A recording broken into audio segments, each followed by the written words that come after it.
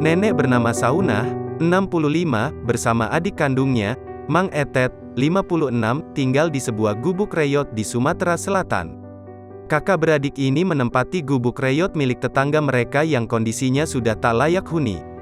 Bahkan ia harus berbagi tempat dengan ayam demi mendapat sebuah tempat tinggal.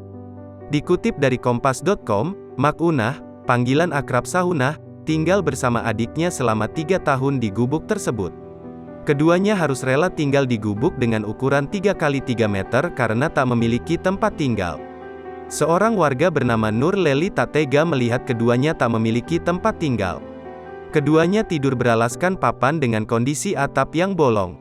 Apabila hujan turun, atap gubuk bocor. Dinding gubuk tersebut juga tampak rapuh termakan usia. Makunah dan Mang Etet harus rela berbagi tempat dengan ayam peliharaan warga. Di bawah gubuk terdapat kandang ayam.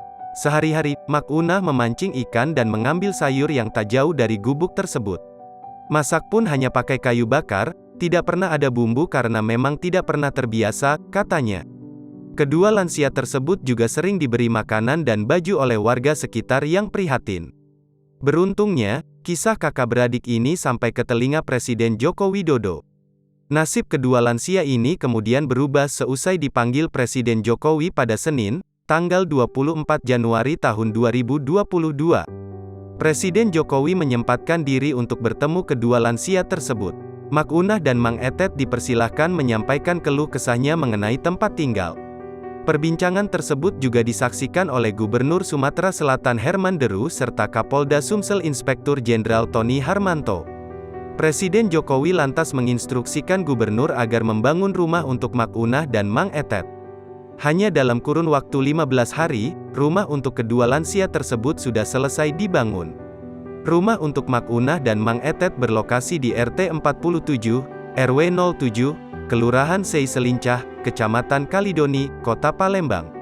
Rumah tersebut bertipe 36 dengan luas lahan 80 meter persegi.